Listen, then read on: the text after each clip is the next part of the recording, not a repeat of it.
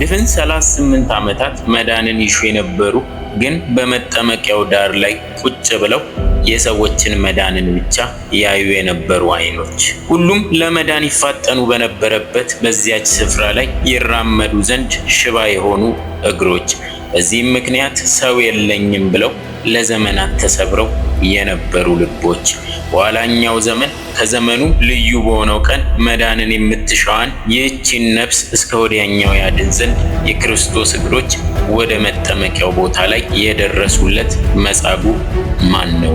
ስለምንስ ከ38 ዓመታት ሕማምና መከራ ያዳነውን አምላክ ለመካድ ፈጠነ? በዚህ ታሪክ ውስጥ በቤተ ሳይዳዋ በመጠመቂያዋ ጥግ ላይ በሐሳብ ቁመን መጻጉዕ ድኖ አልጋውን ሲሸከም፣ ከዚያም አለፍ ብለን እስከ ዕለተ ዓርብ ድረስ ተጉዘን አምላኩን የካደውን መጻጉዕ ታሪክ እናቀርባለን። እስከ ቪዲዮ መጨረሻ ድረስ አብራችሁ ቆዩ።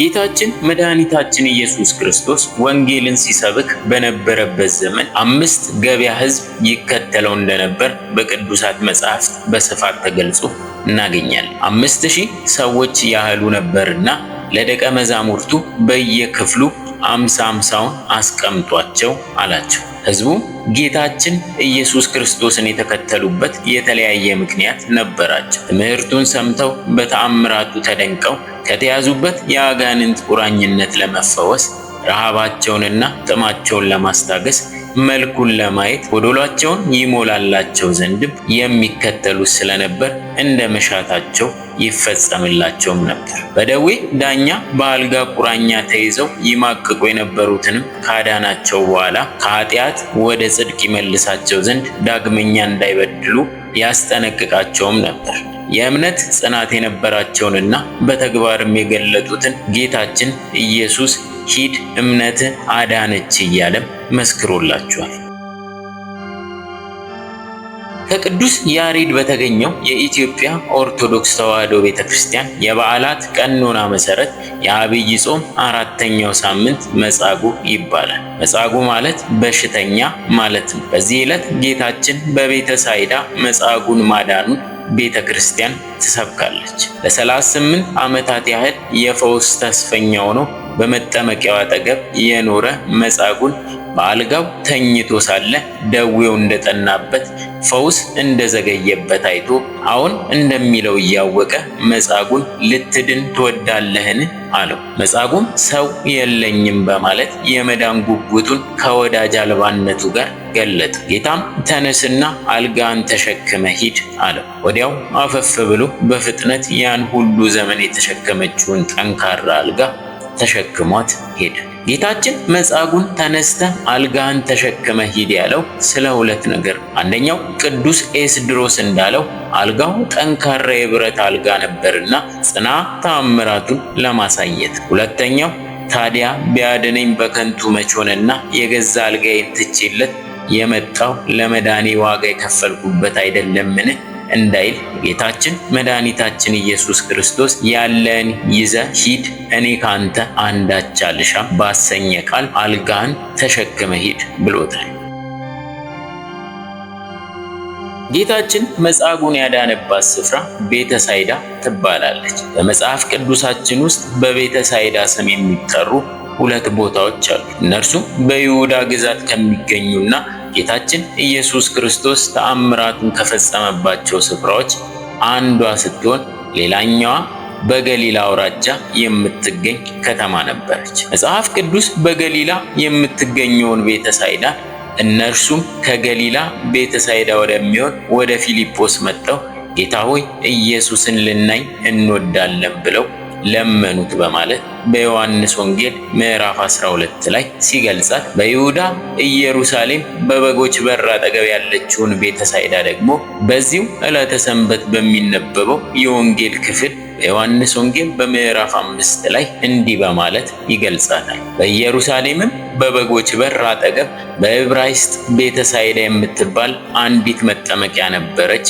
5 መመላለሻ ነበረባት። እነዚያ ውስጥ የውሃውን መንቀሳቀስ እየጠበቁ በሽተኞችና ዕውሮች፣ አንካሶችም ሰውነታቸውም የሰለለ ብዙ ሕዝብ ይተኙ ነበር።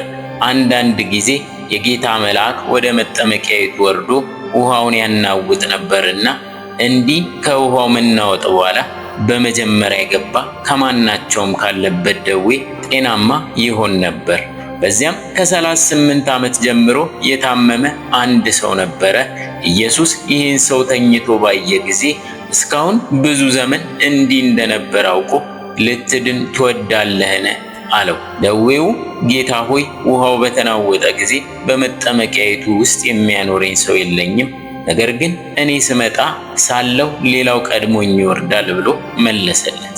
ኢየሱስ ተነሳና አልጋህን ተሸክመ ሂድ አለው። ወዲያውም ሰውየው ዳነ፣ አልጋውንም ተሸክሞ ሄደ ብሎ ገልጿታል። ይህቺ ቦታ በበጎች በር የተባለችበት ምክንያት በብሉይ ዘመን ለመስዋዕት ወደ መቅደሱ የሚሄዱ በጎች ይገቡ የነበረው በዚህች በር ነው። በኢየሩሳሌም ቅጥር የተለያዩ በሮች ነበሩ። የሰው በር ከበጎች በር የተለየ ነበር። ሁሉም በራሱ በር ብቻ ይስተናገድም ነበር። በዚህ የበጎች በር ጌታችን መግባቱ የዓለምን ኃጢአት የሚያስወግድ ትልቁ መስዋዕት መሆኑን ለመግለጥ ትልቁ በግ የዋው የእግዚአብሔር ልጅ በበጎች በር ገባ። በዚህ በር ለመስዋዕት ብዙ ሺህ በጎች ተነዱ። ኢየሱስ ግን በፈቃዱ እንደ በጎች ሊታረድ በዚህ በር ገባ። የእኛ ጌታ አማራጭ አጥቶ አልሞተም፣ ሊሞት መጥቶ ሞተልን እንጂ። የዚች ቤተሳይዳ ፈውስ ለአንደኞቹና በመጀመሪያ ለገቡት ብቻ የሚሰጥ ሽልማት ነው። የጌታ ፈውስ ግን ለሰርክ እድምተኞችና ለማታ ተማሪዎችም የሚሆን ነው። እግዚአብሔር ቤት በልጅነታችን ተጠርተን ከሆነ መልካም ነው። ብዙ ዘመን በዓለም ካሳለፍንም እግዚአብሔር በረከቱን ለአንደኞች ብቻ ሳይሆን በጊዜ ለተመለሱትም ለሁሉም ለአማንያን አዘጋጅቷልና ቶሎ እንግባ። በዚህ ሁሉ ሕማምና መከራ ሰቆቃና ችግር ውስጥ የነበረውን ሰው ጌታችን መድኃኒታችን ኢየሱስ ክርስቶስ የፈወሰው በቀዳሚት ሰንበት ቀን ነበር። ሆኖም አልጋህን ተሸክመ ሂድ ብቻ አልነበረም ያለው። እነሆ ድነሃል፣ ግን ከዚህ የባሰ እንዳያገኝህ ዳግመኛ እንዳትበድል ተጠንቀቅ በማለትም አስጠንቅቆታል። ይሄ መጻጉዕ ኃጢአተኛ እንደነበርና ፈውሰ ሥጋን ካገኘ በኋላ አምላኩን በማገልገል እንዲኖር ጌታችን አስጠንቅቆታል።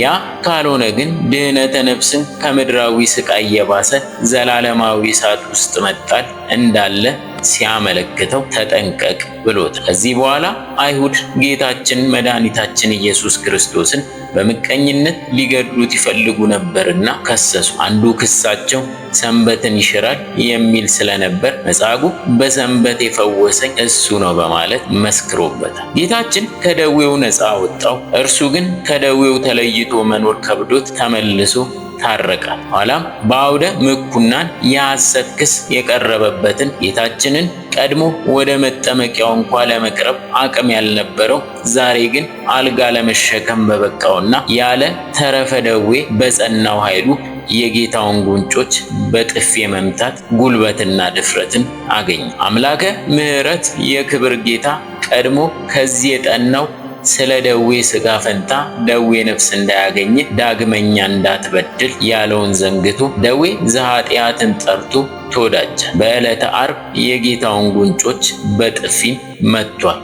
እጁም ደርቃ ቀርታለች። ጻድቁ ኢዮብ መንገዴን ፈጽሞ አወቀ፣ እንደ ወርቅም ፈተነኝ፣ እንደ ትእዛዙም እወጣለሁ፣ መንገዱንም ጠብቄአለሁ፣ ፈቀቅም አላልኩም በማለት በመከራው ዘመናት ለአምላኩ የነበረውን ፍጹም እምነት መስክሯል። መጻጉዕ ግን ምላሹን በክህደት ገለጸ። ምርጥ ዕቃ የተሰኘው ሐዋርያው ቅዱስ ጳውሎስም አምላኩን ከማሳደድ መልሶ የወንጌል ገበሬ ሲያደርገው እንግዲህስ የጽድቅ አክሊል ይቆየኛል እንዲል እስከ ሞት ድረስ ታመነ። አንገቱንም ለሰይፍ አሳልፎ እስከ መስጠት አደረሰ። መጻጉዕ ግን ለክህደት ራሱን አሳልፎ ሰጠ። ክህደቱንም በጥፊ በመማታት ገለጸ።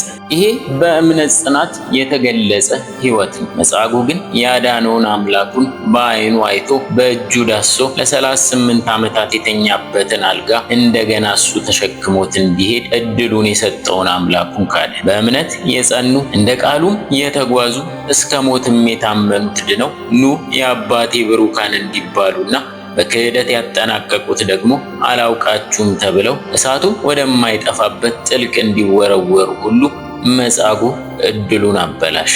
ጽድቅ በፊቱ ቀርቦለት መርገምን መረጠ። ከዘላለማዊ ሕይወት ዘላለማዊ ሞትን ምርጫው አደረገ። በዚህም ምክንያት ቤተ ክርስቲያናችን ይህን ሳምንት መጻጉዕ ብለዋለች።